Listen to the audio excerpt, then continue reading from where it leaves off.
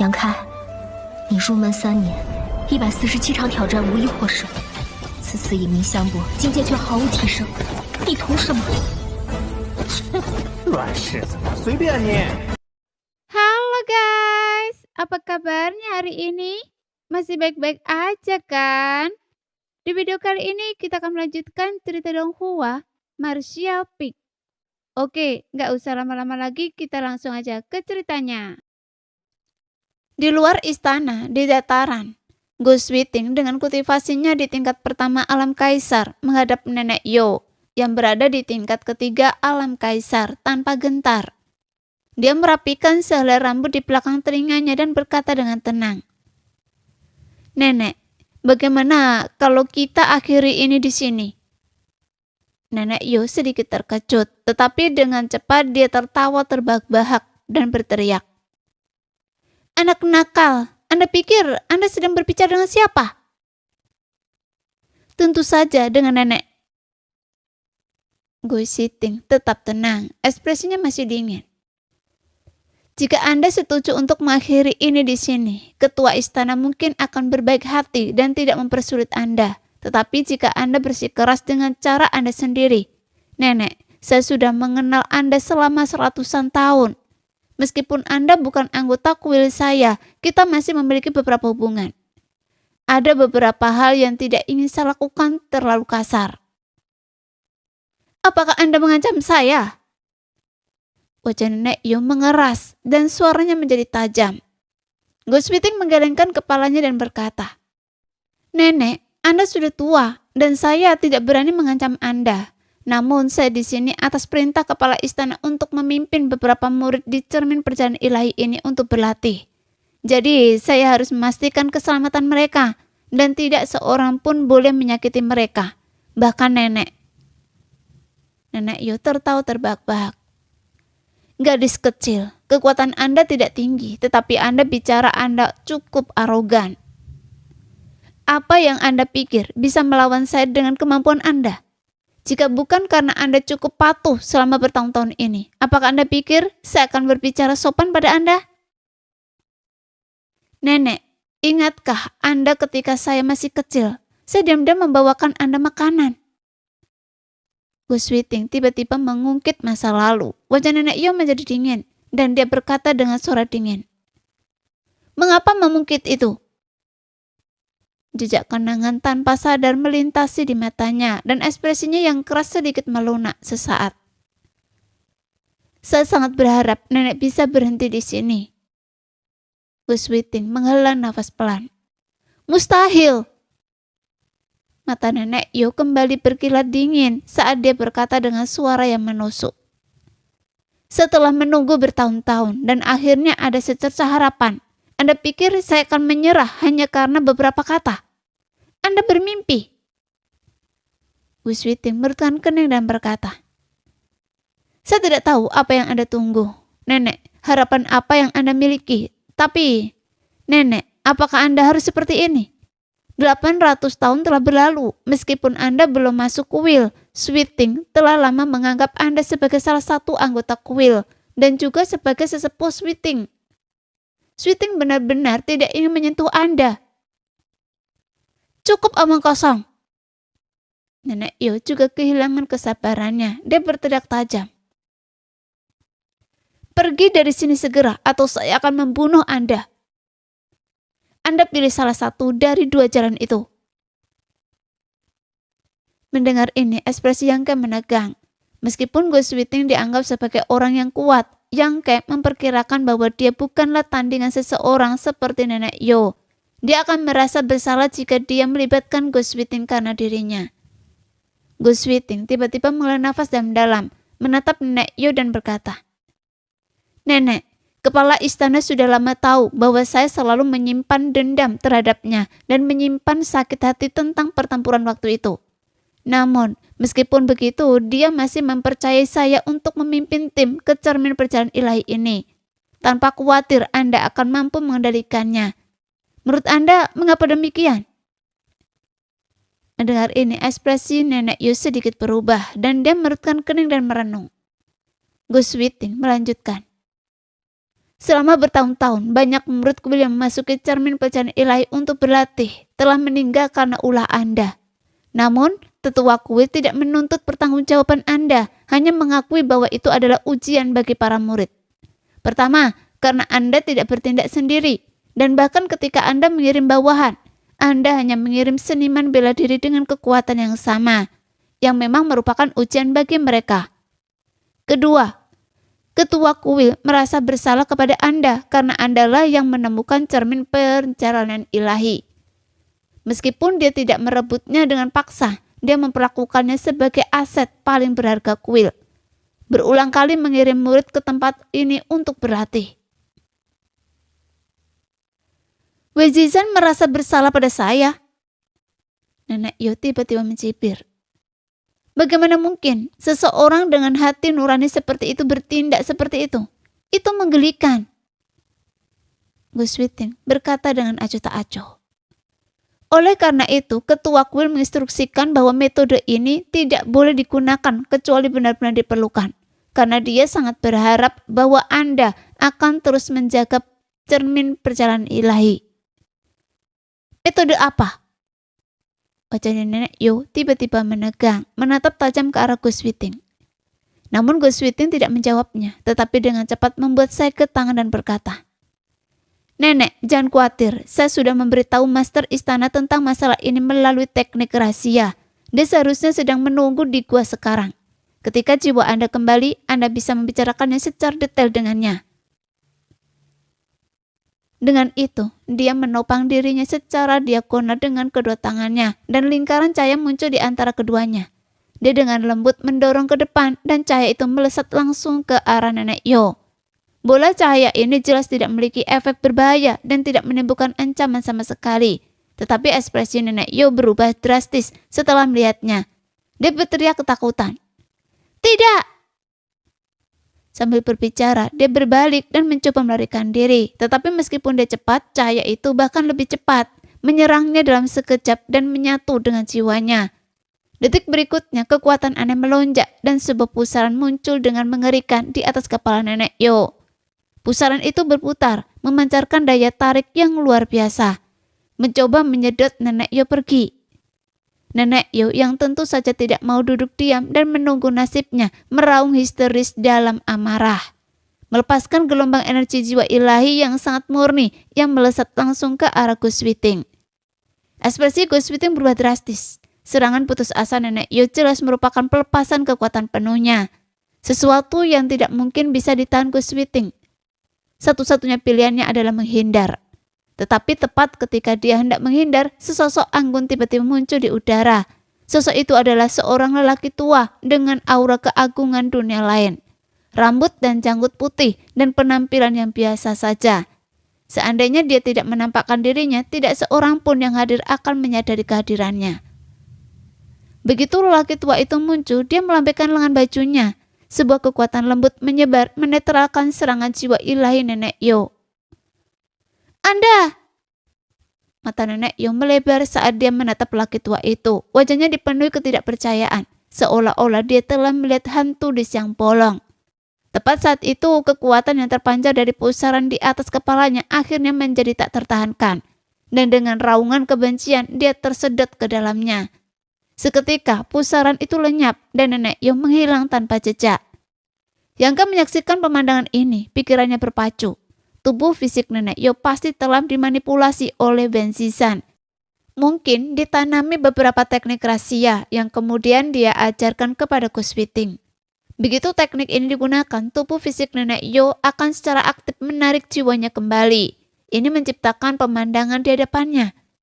Nenek Yo di tingkat ketiga alam kaisar tidak dapat bertahan di dunia cermin perjalanan ilahi setelah terpengaruh oleh teknik itu. Meskipun ini hanya tebakan Yangkeh, kemungkinan besar cukup akurat. Lagi pula, hanya tubuh fisik dan jiwa yang terhubung secara tak terpisahkan. Hanya tubuh fisiknya sendiri yang dapat menarik jiwa Nenek Yo. Sementara Yangkeh berspekulasi, Gus Witing memandang lelaki tua yang tiba-tiba muncul itu dengan curiga. Dan melepaskan indera ilahinya, tetapi tetap terkejutnya. Ia saat bersentuhan dengan lelaki tua itu, ia menemukan bahwa lelaki tua itu sama sekali tidak ada di sana. Dengan kata lain, indera ilahinya tidak dapat mendeteksi jejaknya. Penemuan ini segera membuat ekspresi Gus Witing menjadi muram, bahkan untuk tokoh-tokoh seperti Nenek Yo dan Wezisan. Dengan tingkat kultivasi saat ini, melepaskan indera ilahinya akan memungkinkannya untuk mengetahui beberapa latar belakang mereka. Namun menghadapi lelaki tua ini, ia belum pernah mengalami situasi seperti ini sebelumnya. Dalam situasi ini hanya ada satu penjelasan. Kultivasi lelaki tua ini lebih tinggi daripada Nenek Yo dan Wezisan. Dua orang pertama sudah berada di tingkat ketiga alam kaisar dan mereka yang lebih tinggi dari mereka memiliki gelar khusus di dunia ini. Kaisar Agung. Ternyata ada Kaisar Agung di dunia cermin perjalanan ilahi.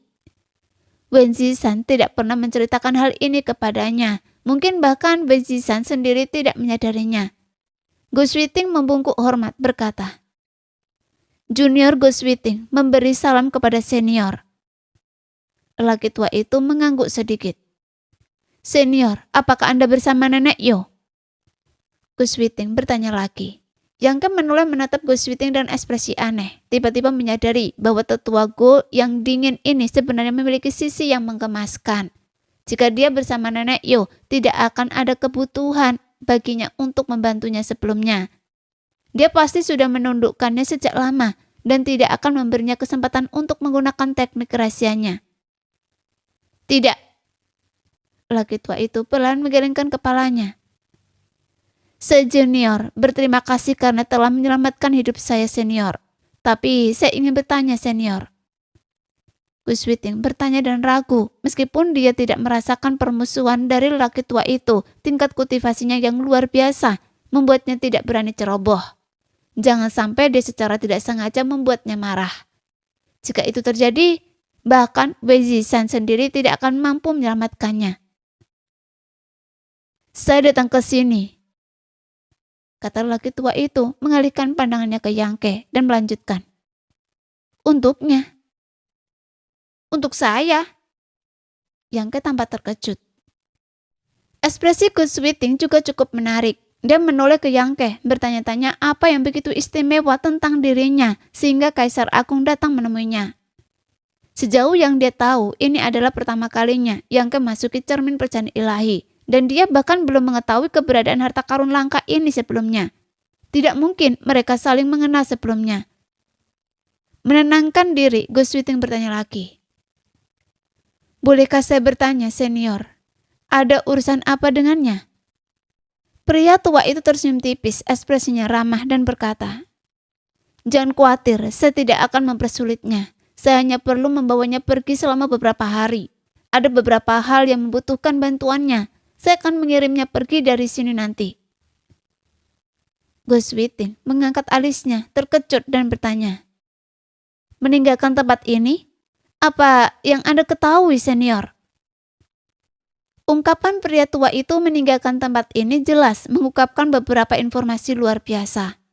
Pria tua itu tersenyum dan berkata, Saya bisa melihat sekilas dunia luar, dan saya juga tahu bahwa Anda bukan dari tempat ini.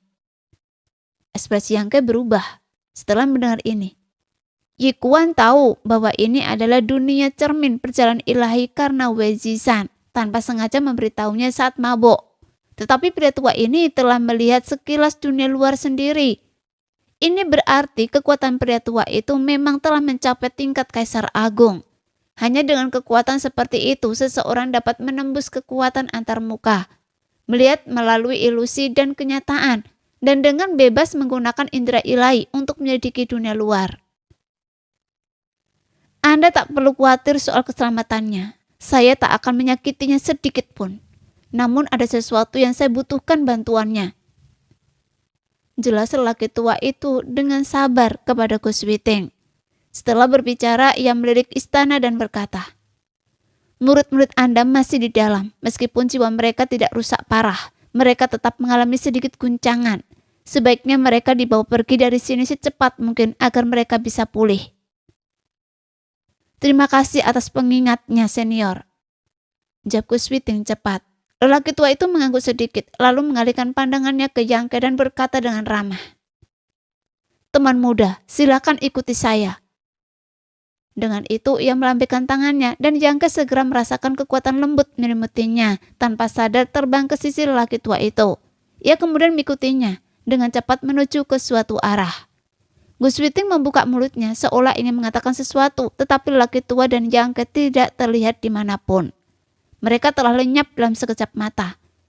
Menatap ke arah menghilangnya keduanya, alis halus Gus Witing sedikit mengerut. Meskipun dia tahu bahwa dengan kultivasi dan kekuatan luar biasa lelaki tua itu, dia tidak punya alasan untuk berbohong padanya. Dan jika dia benar-benar menyimpan permusuhan, dia bisa dengan mudah menghancurkannya menjadi debu, hanya dengan jentikan jarinya. Namun kepergiannya yang tak dapat dijelaskan bersama Yangke masih membuat Gus Witing agak gelisah. Dia bertanya-tanya kekuatan apa yang ingin digunakan lelaki tua itu untuk Yangke dan apa yang ingin dia capai. Setelah berpikir sejenak, dia menyadari bahwa dia tidak berdaya untuk menyelesaikan masalah ini dan bahkan tidak dapat melacak keberadaan lelaki tua itu. Dia hanya bisa pergi ke istana terlebih dahulu, menyelamatkan Xia Sheng dan yang lainnya. Lalu menggunakan teknik rahasia untuk mengirim pesan kepada Wei Zishan, memintanya untuk menemukan cara untuk mengambil kembali jiwa dan roh mereka. Mereka melaju kencang, angin berdesir melewati telinga mereka. Bumi menjauh dengan cepat. Ekspresi Yangke tampak serius. Lelaki tua di sampingnya adalah ahli tingkat Kaisar Agung pertama yang pernah dia temui. Sebelumnya dia hanya pernah mendengar tentang Kaisar Agung. Dia belum pernah melihatnya secara langsung. Tentu saja, Yang Yan mungkin dianggap sebagai Kaisar Agung, tetapi itu hanya kemungkinan. Meskipun Yang Yan adalah Kaisar Agung, kekuatannya tidak terlalu tinggi selama waktu yang dihabiskannya bersama Yangke. Kultivasinya hanya akan pulih secara bertahap setelah dia kembali ke alam bintang. Dia belum pernah benar-benar menyaksikan metode seorang Kaisar Agung, tetapi hari ini keinginannya akhirnya terkabul. Serangan jebakan binatang nenek Yo di tingkat ketiga alam Kaisar seperti angin sepoi-sepoi di depan lelaki tua ini sama sekali tidak berarti.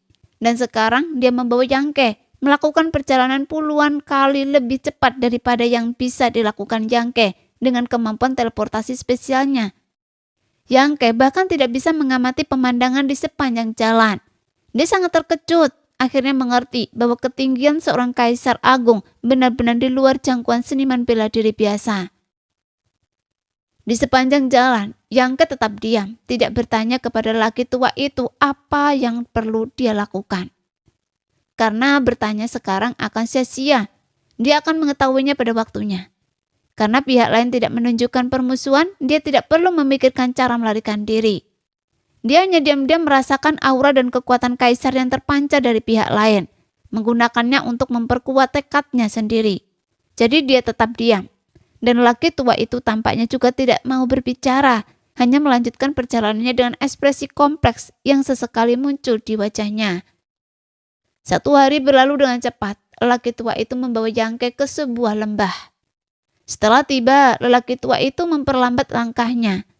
Yangke melihat sekeliling dan mendapati lembah itu diselimuti kabut tebal. Memasukinya, seseorang tidak dapat melihat tangannya di depan wajahnya, dan kabut ini jelas bukan kabut biasa.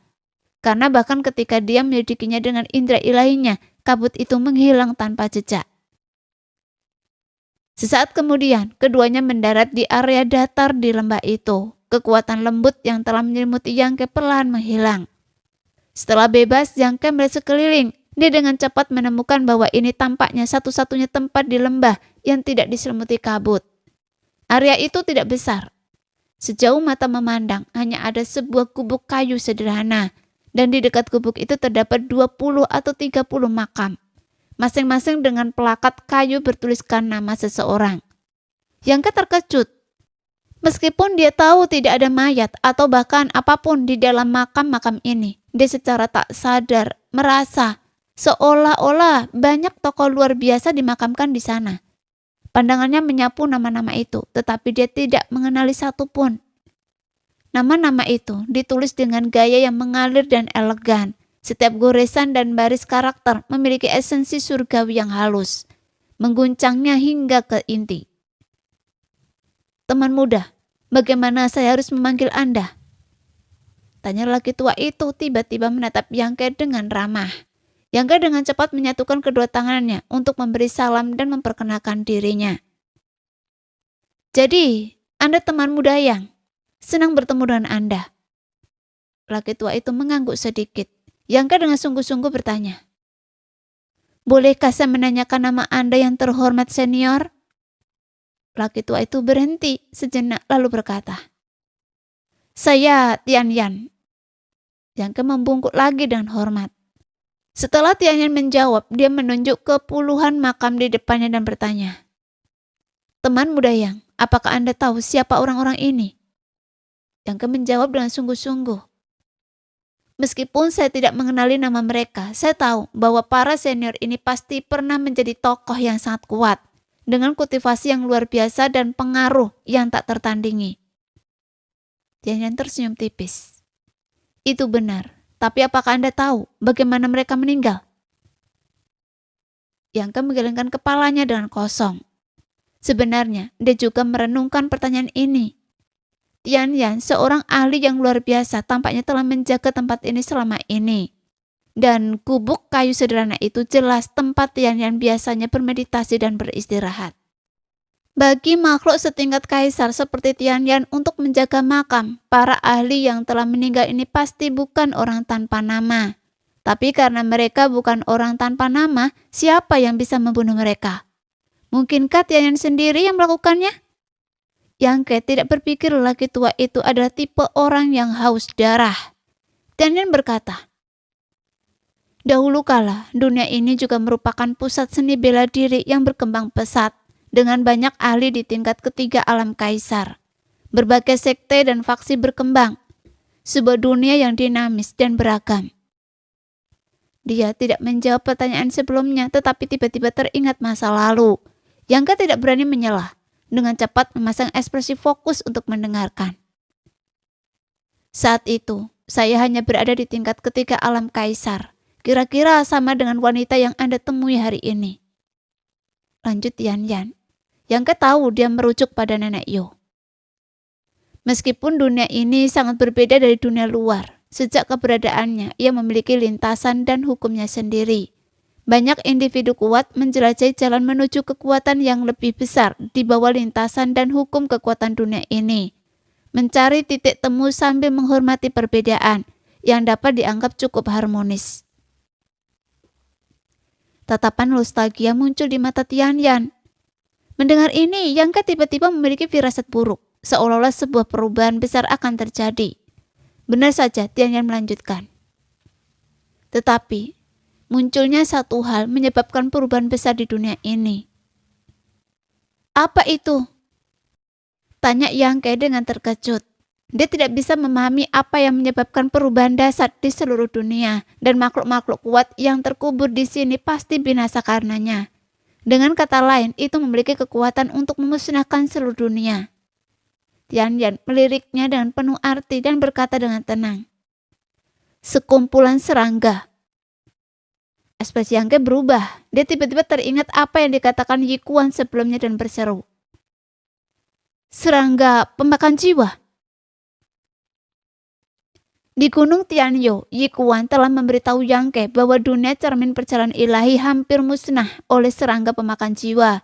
Dia memperingatkannya bahwa jika dia memiliki kesempatan untuk memasuki cermin perjalanan ilahi lagi, dia tidak boleh membawa serangga pemakan jiwa sebelum dia dapat sepenuhnya mengendalikannya, dan dia tidak boleh meninggalkannya saat dia pergi. Yangke ingat dengan jelas ekspresi serius dan nada khidmat Yi Kuan ketika dia mengucapkan kata-kata ini. Menggabungkan kata-kata Yi Kuan, Yangke tiba-tiba menyadari apa yang dibicarakan laki tua itu. Tepat sekali. Tian Yan mengangguk dan sungguh-sungguh. Kawanan serangga itu, saya tidak tahu dari mana asalnya. Awalnya mereka sangat lemah dan tidak banyak orang yang memperhatikan mereka. Tetapi karakteristik dan kemampuan mereka untuk mengendalikan dunia ini memungkinkan mereka untuk tumbuh semakin kuat dengan cepat melalui pembunuhan dan pemangsaan yang terus-menerus. Kemanapun mereka pergi, kehidupan hancur dan jeritan kesengsaraan memenuhi tanah. Semua makhluk hidup dengan kemauan sendiri dimangsa oleh mereka dan tidak ada yang bisa melawan. Keluarga-keluarga musnah satu persatu, kota-kota dimangsa satu persatu. Hanya dalam beberapa tahun, pertumbuhan mereka sungguh luar biasa. Saat Tianyan berbicara, bayangan kesedihan terlintas di matanya. Pada saat orang-orang kuat di dunia ini menyadari bahayanya, serangga-serangga ini telah tumbuh ke tingkat yang tidak dapat ditekan oleh siapapun. Ekspresi Yangke sedikit berubah. Sebagai penguasa serangga pemangsa jiwa dan seseorang yang memiliki kelompok serangga istimewa seperti itu, Yangke lebih memahami daripada siapapun kemampuan serangga pemangsa jiwa untuk mengendalikan dan membunuh di dunia ini. Dia sendiri pernah membayangkan bahwa jika diberi cukup waktu, serangga pemakan jiwa pasti akan tumbuh menjadi makhluk yang mendominasi segala sesuatu di dunia ini. Namun, ini hanyalah skenario hipotetis. Dan Yangke tidak tahu apakah itu akan benar-benar berhasil. Tetapi dari Tianyan, Yangke mengetahui bahwa skenario ini memang telah terjadi. Bahkan, tanpa menyaksikan momen itu secara langsung, Yangke hampir dapat membayangkan pemandangan tragisnya. Gurun tandus yang ditinggalkan oleh serangga pemakan jiwa tanpa tanda-tanda kehidupan. Mereka terlalu kuat. Kendali mereka atas makhluk-makhluk di dunia ini terlalu jelas. Dan mereka dapat terus-menerus melahap jiwa makhluk-makhluk kuat untuk memperkuat diri mereka sendiri. Menjadi semakin kuat. Tianyan menarik nafas dalam-dalam dan melanjutkan. Jadi, pada saat itu, hampir semua makhluk kuat bersatu untuk diri mereka sendiri dan untuk dunia ini. Untuk melancarkan pertempuran putus asa melawan serangga pemakan jiwa. Darah Yangke mendidih tanpa alasan yang jelas. Meskipun Tianyan tidak menggambarkan adegan pertempuran itu, dia seolah melihat di depan matanya puluhan ahli tingkat kaisar tanpa rasa takut dan menampilkan kemampuan unik mereka mengepung awan serangga pemakan jiwa. Pertempuran itu pasti akan menutupi langit dan bumi. Pertempuran itu pasti akan memadamkan matahari dan bulan. Pertempuran itu ditakdirkan untuk dilupakan oleh dunia. Karena setelah pertempuran itu, satu demi satu orang kuat berubah menjadi kuburan kosong. Hanya nama mereka yang tercatat di dalamnya. Jutaan tahun kemudian, nama-nama mereka telah terlupakan dalam aliran sejarah yang panjang. Orang-orang yang hidup damai di dunia ini tidak menyadari bahwa pertempuran yang begitu mendebarkan pernah terjadi di zaman kuno. Hanya seorang laki tua yang diam-diam menjaga makam mereka yang tak bermahkota. Hanya makam-makam inilah yang mencatat prestasi besar mereka. Dan hanya disinilah kita dapat mengingat kontribusi mereka bagi dunia ini. Anda pasti telah melihat hasil pertempuran itu, kata Tianyan dengan ekspresi sedih sambil menunjuk ke puluhan makam di depannya. Yangke dipenuhi rasa hormat dan membungkuk dalam-dalam di depan makam-makam itu. Sambil berdiri tegak, dia bertanya lagi. Bagaimana dengan serangga pemakan jiwa? Apakah mereka terbunuh? Tianyan perlahan menggelengkan kepalanya dan berkata dengan sedih. Sungguh memalukan. Meskipun kita telah membayar harga yang sangat mahal, serangga pemakan jiwa benar-benar di luar kemampuan makhluk di dunia ini untuk membunuh. Ekspresi Yangke berubah drastis dan dia berseru dengan terkejut. Senior, maksudnya serangga pemakan jiwa masih hidup? Tianyan mengangguk. Bagaimana mungkin? Yangke tiba-tiba merasakan kesedihan yang mendalam. Begitu banyak tokoh kuat telah gugur dalam upaya membasmi serangga pemakan jiwa, membayar harga tertinggi, namun pada akhirnya gagal. Apakah ini berarti pengorbanan mereka pada akhirnya sia-sia? Memikirkan hal ini, Yangke terkejut dan bertanya, di mana serangga pemakan jiwa sekarang? Ikuti saya, kata lelaki tua itu, menggunakan kekuatannya lagi untuk menyelimuti Yangke. Dalam sekejap mereka tiba di depan altar gelap. Dia melambaikan tangannya, menghilangkan kabut tebal dan menampakkan altar, menunjukkannya dengan tatapan cemas. Dia berkata, serangga-serangga yang mendatangkan malapetaka di dunia ini, kala itu semuanya disegel di dalam. Bahkan tanpa dia mengatakannya, Yangke sudah merasakannya. Karena ketika dia pertama kali muncul, serangga pemakan jiwa di dalam teratai penghangat mulai mengamuk tak terkendali, seolah-olah mencoba melepaskan diri dari genggaman Yangke dan terbang keluar dari tubuhnya. Pada saat yang sama, suara dengung terdengar dari altar, menciptakan resonansi aneh dengan serangga pemakan jiwa di teratai penghangat. Ekspresi Yangke berubah drastis. Anda benar-benar memiliki serangga pemakan jiwa? Laki tua itu meliriknya, tatapannya kompleks. Justru karena gangguan mereka lah, saya menyadari keberadaan mereka dan pergi ke Gunung Iblis Surgawi untuk menyelidiki. Namun, saat saya tiba, Anda sudah pergi. Tapi saya telah menjaga tempat ini selama puluhan ribu tahun. Saya sangat familiar dengan aura serangga pemakan jiwa. Saya merasakan aura unik itu di Gunung Iblis Surgawi. Dan setelah menanya Raja Iblis Gunung Iblis Surgawi, saya melacak Anda hingga ke kota perjalanan ilahi. Senior, tenang saja. Serangga pemakan jiwa saya tidak kuat. Mereka tidak akan membahayakan dunia ini. Dan saat saya meninggalkan tempat ini, saya pasti akan membawa mereka bersama saya. Yangke buru-buru berkata. Dia mengira Tianyan membawanya ke sini untuk meninggalkan serangga pemakan jiwa. Jadi dia segera menjelaskan. Teman muda Yang, Anda salah paham. Tianyan perlahan menggelengkan kepalanya. Saya tidak menginginkan serangga pemakan jiwa Anda. Dunia ini hampir hancur karena serangga-serangga ini. Jadi mengapa saya harus meninggalkan lebih banyak serangga pemakan jiwa? Saya membawa Anda ke sini hanya untuk meminta bantuan Anda. Bantuan apa? Tanya Yangke dengan bingung. Saya meminta Anda untuk membawa mereka bersama Anda. Kata Tianyan sambil menunjuk ke altar gelap. Bibir Yangke berkedut. Dan dia berkata dengan datar. Senior bercanda. Dia menjelaskan. Serangga pemakan jiwa saya masih relatif lemah. Selain itu saya mendapatkannya sejak lama. Jadi saya masih bisa mengendalikannya sampai batas tertentu. Tapi serangga pemakan jiwa yang disegel di sini. Mohon maafkan saya karena tidak berdaya. Serangga pemakan jiwa yang disegel ini bahkan telah melahap puluhan kultivator tingkat 3 alam kaisar. Bagaimana Yangke berani menyentuh mereka?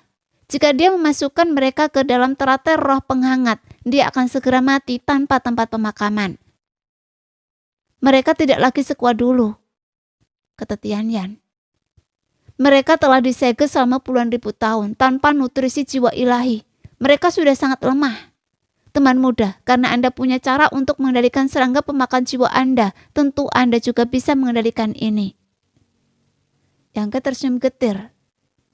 Senior terlalu meremehkan saya. Saya bisa mengendalikan serangga pemakan jiwa saya sebelumnya, tetapi setelah kurang dari 20 hari di sini, mereka sudah mulai agak tidak patuh. Setelah kita keluar kali ini, saya harus mencari cara sendiri. Pada titik ini, Yangke tiba-tiba berhenti, tenggelam dalam pikiran. Melihatnya seperti ini, semangat Tianyan terangkat, dan dia menatapnya dengan penuh harap. Dia telah menjaga tempat ini selama puluhan ribu tahun, tidak pernah meninggalkan lembah berkalbut. Sebagian untuk menjaga makam teman-teman lamanya, dan sebagian untuk menjaga serangga pemakan jiwa. Namun, serangga pemakan jiwa selalu menjadi bahaya tersembunyi di dunia ini. Jika mereka bisa dikirim keluar dari dunia ini, menghilangkan masalah di masa depan. Itulah yang ingin dilihat Tianyan. Itulah sebabnya, setelah menyadari bangkitnya serangga pemakan jiwa di altar, dia segera pergi mencari penyebabnya, menemukan Yangke dan menyampaikan permintaan ini. Setelah sekian lama, Yangke akhirnya mendongak, matanya bersinar terang dan bertanya. Bolehkah saya bertanya, senior, seberapa kuatkah serangga pemakan jiwa yang disegel ini sekarang? Tianyan menjawab dengan hati-hati. Menurut perkiraan saya, meskipun mereka sedikit lebih kuat dari serangga pemakan jiwa Anda, mereka tidak jauh lebih kuat. Hanya itu? Mata Yangke berbinar. Jika hanya itu, mungkin saya ada kesempatan. Apa maksud Anda? Tianyan berkata dengan penuh harap. Yangke berkata dengan serius. Saya yakin Anda tahu bahwa dunia luar sangat berbeda dari tempat ini. Meskipun serangga pemakan jiwa tidak terkendali di sini, ada banyak metode dan teknik untuk menghadapinya di luar sana. Saya memiliki harta karun langka yang merupakan musuh alami dari semua jenis serangga dan binatang aneh. Benda seperti itu ada. Semangat Tianyan kembali pulih. Iya, Yangke mengangguk. Awalnya saya berencana menggunakan harta ini untuk menundukkan serangga pemakan jiwa milik saya sendiri setelah meninggalkan tempat ini, agar mereka menuruti perintah saya. Jika serangga pemakan jiwa yang disegel di sini tidak terlalu kuat, saya mungkin bisa menundukkan mereka juga. Benda yang dia maksud tentu saja adalah gelang serangga budak yang ditinggalkan oleh Kaisar Serangga. Benda ini memiliki efek penahan yang sangat signifikan terhadap serangga dan binatang buas aneh. Dan serangga pemakan jiwa pasti tidak akan mampu menahan kekuatannya. Tentu saja premisnya adalah serangga pemakan jiwa tidak boleh terlalu kuat. Jika mereka cukup kuat untuk melahap bahkan kultivator alam Kaisar, Yangke tidak akan berani bertindak gegabah. Namun setelah menerima jawaban Tianyan, sebuah pikiran yang membangkitkan keinginannya di hati Yangke muncul. Dengan bantuan harta ini tentu saja patut dicoba, kata Tianyan dengan semangat. Tapi saya ingin tahu seberapa yakinkah Anda, anak muda? Saya membawa Anda ke sini dan mengajukan permintaan ini hanya untuk mencoba. Jika terlalu berbahaya, biarlah. Saya bisa menjaganya selama puluhan ribu tahun. Yangke tersenyum tipis dan berkata, saya cukup yakin, tapi saya masih membutuhkan bantuan senior. Tianyan berkata, katakan saja apa yang Anda butuhkan. Yangke berkata, serangga pemakan jiwa saya baik-baik saja, meskipun mereka agak sombong sekarang. Mereka tidak membahayakan saya. Tapi jika saya mengambil serangga pemakan jiwa yang disegel di sini, mereka pasti akan memasuki jiwa dan tubuh roh saya. Jadi saya perlu Anda menyegelnya sedikit, senior, agar mereka tidak akan mampu melawan. Justru itulah yang menjadi kekhawatirannya. Untuk mengambil serangga pemakan jiwa, dia harus terlebih dahulu menyerapnya ke dalam tubuhnya. Bagaimana jika mereka tiba-tiba menyerang? Bagaimana mungkin Yangke bisa menahannya? Terlebih lagi, setelah dia keluar kali ini, dia masih perlu memurnikan gelang serangga budak. Dan dia tentu saja tidak boleh terlalu terganggu. Jika dia terjebak dalam pertempuran dengan serangga pemakan jiwa, dia tidak akan bisa memurnikan harta karun Kaisar sama sekali. Namun Tianyan terkejut. Setelah Yangke mengajukan permintaan ini, Tianyan tampak gelisah. Jadi Yangke bertanya dengan penasaran. Apakah ini sangat sulit bagi senior? Tianyan meliriknya dan mengangguk sedikit. Yangke terkejut dan berkata, bagaimana mungkin?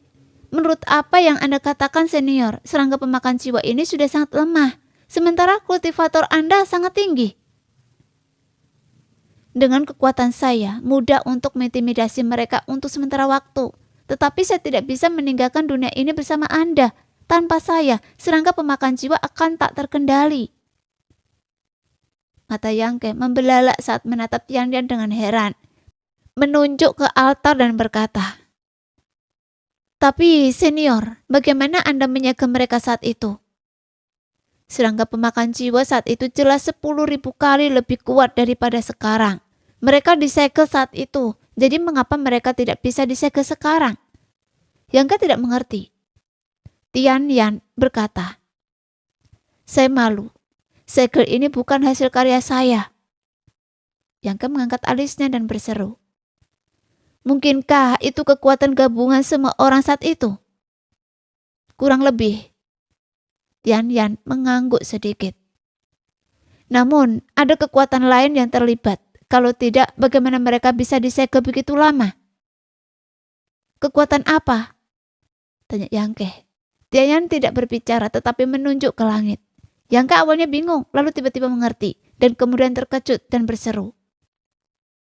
Kekuatan langit dan bumi, jiwa cermin. Tianyan berkata, dunia ini memiliki kehendak dan hukumnya sendiri.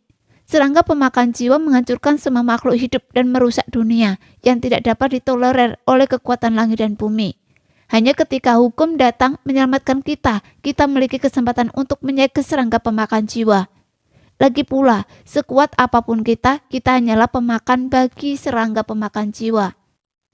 Hanya ketika kekuatan langit dan bumi membentuk lapisan pelindung, memisahkan serangga pemakan jiwa dari kekuatan kita, barulah kita dapat menghentikan mereka untuk melahap kita. Dengan penjelasan ini, Yangke segera mengerti. Segel ini mungkin terbagi menjadi dua lapisan. Satu adalah kehendak jiwa cermin. yang juga merupakan kekuatan langit dan bumi di dunia ini. Dan yang lainnya adalah kekuatan dari banyak makhluk kuat itu. Kedua lapisan kekuatan tersebut bergabung untuk menyegel serangga pemakan jiwa selama puluhan ribu tahun, dan keduanya tidak mungkin hilang. Senior, bisakah Anda mengizinkan saya untuk sedikit berkomunikasi dengan kekuatan langit dan bumi ini? Tanya Yangke dengan kilatan di matanya. Karena pada saat itu ia tiba-tiba teringat rencana Nenek Yo sebelumnya. Tujuan utamanya merebut teratai penyejuk jiwa adalah untuk menggunakan sebagai wadah untuk menampung jiwa cermin dan memurnikan dunia ini. Jika Yangke dapat berkomunikasi dengan jiwa cermin, ia mungkin memiliki kesempatan untuk mencapai hal ini. Jika ia berhasil, ia akan menjadi penguasa cermin perjalanan ilahi, mampu memasukinya kapan saja untuk menempa jiwa ilahinya. Nah, sekian dulu cerita kali ini. Kita lanjut lain hari ya guys ya. Bye-bye.